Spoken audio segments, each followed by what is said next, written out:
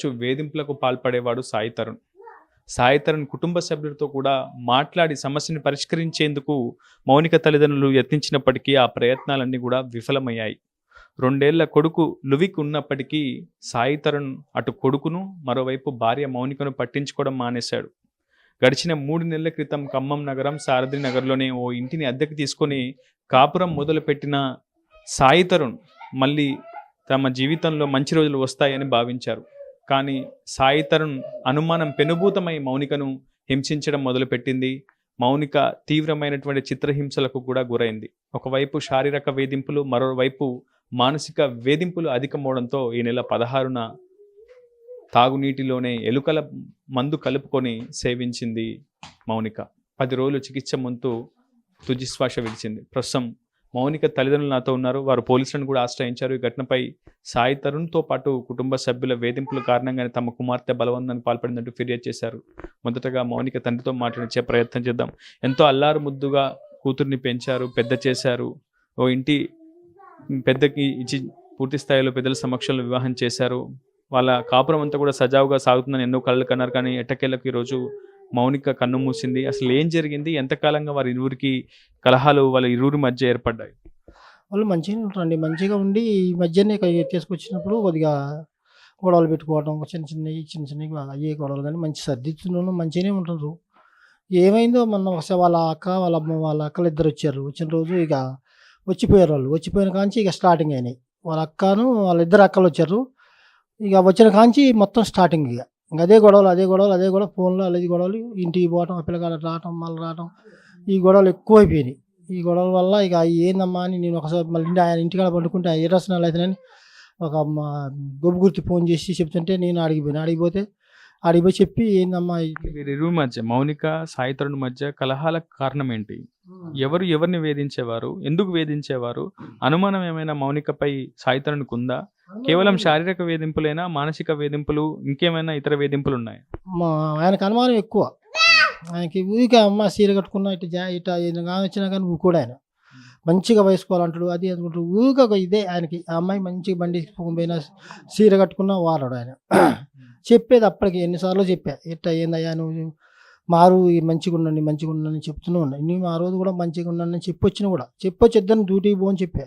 ఏమన్నా ఆయన డ్యూటీకి పోని చెప్పిన, గొడవ పెట్టుకుంటారు, డ్యూటీకి పోండి, ఎవరి పని వాళ్ళు చేసుకోండి అని చెప్పినా కానీ వాళ్ళు అట్నే ఆయన పోయిండు. ఏమొచ్చి ఏమంటే తాగిందంట. నేను ఉరికిపోయి అప్పటికి వాళ్ళ అమ్మ ఇంటికి తాగి ఉరికిపోయి తీసుకొని హాస్పిటల్కి తీసుకుపోయినా. హాస్పిటల్ నుంచి రైల్వే హమాలిగా పనిచేస్తున్న మీరు 4.5 లక్షల రూపాయలు కట్నం ఇచ్చారు, 4 తులాల బంగారం ఇచ్చారు, 6 లక్షల నగదు ఇచ్చారు కట్నం కింద. సో ఇంత ఇచ్చినా ఎందుకు మీ కూతురు కాపురం సజావుగా సాగలేదు? అతనికి ఇంకా ఏమైనా ఆశించాడా? ఇంకా ఏమన్నా? ఆయన ఊగా ఇక ఇదే అనుమానం, సికాకులు, ఇదే అమ్మాయికి ఊగా అమ్మాయిని బాగా నశించి వదిలిపెట్టిండు. ఇక అమ్మాయి అప్పటికి తట్టుకోలేక ఇక్కడికి వచ్చి ఒకరోజు ఏడ పండుకోవటం, 2 రోజులు ఆడ పండుకోవటం, ఒకరోజు ఆ అమ్మాయిని రేత్రి అసలు మహా హింస. అసలు ఆ హింస నాతో చెప్పుకోలేక వాళ్ళ అమ్మ చెప్పేది, వాళ్ళ అమ్మాయిని నేనంటే ఏడ్చేది. ఆ హింస ఇక నేను భరించలేకపోయినా అసలు. ఆ హింస అసలు బాగా టార్చర్ పెట్టేదంట. బాత్రూంలో దొడ్లో పడటం కూడా అమ్మాయి ఏడ్చేదంట. నాకు ఆ అమ్మాయి చెప్పేది, తల్లి చెప్తేనే నేను ఎందుకులే మాకు సరిదిద్దుకుందాం అన్నా కానీ వాడు వినిపించుకోవట్లేదు. అప్పటికి వాడితో అన్నాం అనుకుంటా కానీ ఆయన్ని ఏమి మగ పిల్లగాలతో నేను ఏమి అరే కనీసం సాయి తరుణ్తో మాట్లాడకపోయినా వాళ్ళ పెద్దవాళ్ళు ఎవరైనా ఉంటే వారితో మాట్లాడడం చెప్పిండ్రు. మా ఉమా చెప్పింది, మా వాళ్ళందరూ చెప్పారు, ఇటు సంగతి మార్చుకోవాలని చెప్పారు. వాళ్ళు చెప్పారు. స్కూల్ కాడిపోతే వాళ్ళు కూడా చెప్పారు, మీ బాబు నువ్వు కొద్దిగా మార్చుకోవాలని చెప్పారు. ఆ స్కూల్లో మొత్తం బాగా చెప్పారు. ఆ స్కూల్లో ఈయన గురించి బాగా టీచర్లందరికీ బాగా పరిచయం. ఏమో వాళ్ళకందరూ చెప్పింది ఆ టీచర్లు. మొన్న వచ్చి వాడికి అసలు వాడిని మానసికంగా ఇబ్బంది పెట్టద్దు, వాడికి చికాకు చేస్తుండ్రు అని వాళ్ళు హాస్పిటల్ కాడికి వచ్చి మంచిగా మాట్లాడారు. పాపం ఇబ్బంది బాగా. మీరు చెప్పండి అమ్మా, ఏ విషయాన్నైనా తల్లితోనే చెప్పుకుంటారు పిల్లలు. సో మౌనిక బ్రతికున్న సమయంలో మీకు ఏ విషయాలని చెప్పింది? అసలు సాయి తరుణ్ ఎటువంటి వేధింపులకు తనను పాల్పడేవాడని మౌనిక మీతో చెప్పింది?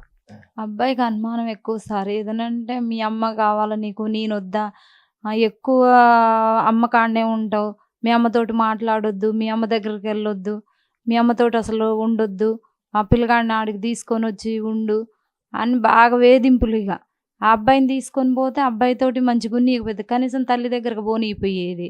అట్లానే ఈడ తీసుకొచ్చి ఉంచితే ఈ నుంచి తీసుకురమ్మని గొడవ చేసేది. సర్లే అని తీసుకొని వెళ్తేనేమో అబ్బాయిని మంచిగా పట్టించుకోపోయేది.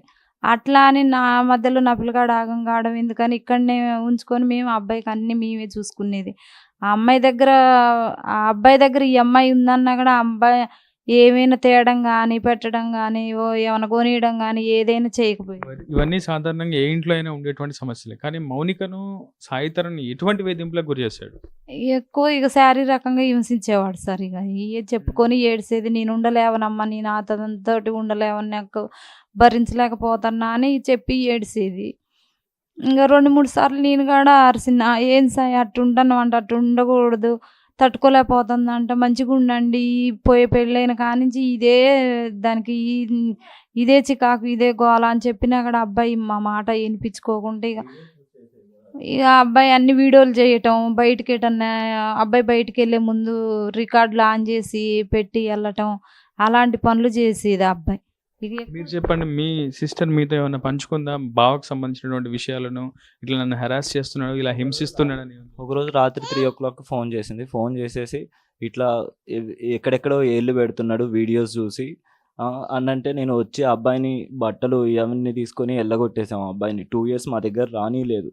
రానికుంటే మేము మంచిగా ఉన్నాం. మా చెల్లి మా దగ్గర మంచిగా ఉండేది, జాబ్ చేసుకునేది మంచిగా. తన 2 years 2 years లీడ్ చేసింది, తన గుడ్ లైఫ్ లీడ్ చేసింది ఆ అబ్బాయిని పెట్టుకొని. ఒక్కసారి 3 months అయింది వచ్చిన దగ్గర నుంచి. ఏంటంటే ఒకసారి చెప్పిన మా అన్నయ్యకి, ఎందుకు నా ఫ్యామిలీకి నేను మళ్ళీ ఇబ్బంది చేయటం. మా డాడీ అడిగిండు ఎందుకు గొడవలు అవుతున్నాయి అంటే, ఆ అబ్బాయి అడిగిన సమాధానం ఏం చెప్పాడంటే, మా డాడీ ఏజ్ ఎంత, అబ్బాయి ఏజ్ ఎంత. ఆ అబ్బాయి ఏమన్నాడంటే, తను నా బెడ్ మీదకి రావట్లేదని చెప్పిండు మా డాడీతో. ఆ అబ్బాయి అట్లా చెప్పగలుగుతారు? అసలు అట్లాంటి మా చెల్లిని ఏయో వీడియోలు చూసి ఇది ఎక్కడెక్కడో వేళ్ళు పెట్టటాలు ఇవన్నీ చేయటం వల్ల తట్టుకోలేక యూరిన్కి కూడా పోయేది కాదు. యూరిన్ ఇన్ఫెక్షన్స్ వచ్చాయి. మేము వద్దని చెప్పిన నేను ఒకసారి గొడవలు కూర్చున్నప్పుడు నేను చెప్పాను, నాకు ఇష్టం లేదు, నేను రానంటే, ఇట్లా కాదు, సంబంధాలు విడిపించుకోకూడదు, కలిసే ఉండాలి పిల్లలు అని చెప్పేసి వీళ్ళే మాయగా మా చెల్లెని మళ్ళీ కలిపారు. 2 years మంచి లీడ్ చేసింది తను, మంచి బ్యూటిషియన్ కాడ మంచిగా ఉండేది తను. కానీ వీళ్ళే చేసిన వల్ల మ్యారేజ్ అని చెప్పి తను ఆగం చేసారు. మా చెల్లి మంచి బ్యూటిషియన్, మంచిగా ఉండేది, అందరితో మంచిగా ఉండేది ఆ అబ్బాయి. ఒక్కసారి ఆ అబ్బాయి ఎట్లా అంటే, మా సొంత అత్త వాళ్ళ ఇంటికి వెళ్ళినా కానీ శారీ కట్టుకొని ఇచ్చేది కాదు. శారీ కట్టించుకుంటే నేను నడుమ ఊపడిద్ది అని చెప్పేసి మా అమ్మని కొట్టనీకి వచ్చేది. హాస్పిటల్లో జాయిన్ అయిన తర్వాత కూడా తను ఇంతవరకు వాళ్ళు చూడనీకి కూడా రాలేదు. ఏ తప్పు చేయని హస్బెండ్ ఆ అమ్మాయితోనే కలిసి ఉంటాడు కదా, నా భార్యని నేను చూసుకుంటా అని చెప్పేసి ఇంతవరకు ఆ అబ్బాయి రాలేదు. ఆ అబ్బాయి ఒకటే అనేది, నేను ఆ అబ్బాయికి నేను మంచి వాచ్ కొనిచ్చి, నేను నా బ్రదర్ లెక్క చూసుకుంటున్నాను, మా సిస్టర్ని మంచిగా చూసుకో, మా రిలేటివ్స్ అబ్బాయినే ఇచ్చి పెళ్లి చేసినాం, బయట వాళ్ళు బాగా నమ్మకంగా లేరు ఈ రోజులలో. సరే రిలేటివ్స్ని చూసి చేసుకున్నాం, మా ఇంట్లో పెరిగిన అబ్బాయే. వాళ్ళ సిస్టర్స్కి కూడా మా డాడీయే మ్యారేజ్ చేయించారు. వాళ్ళకి హెల్ప్ చేసిండు, మ్యారేజ్లో అన్నిటిలో హెల్ప్ చేసిండు. అట్లాంటి టైంలో వైవాహిక బంధం ఇష్టం లేనప్పుడు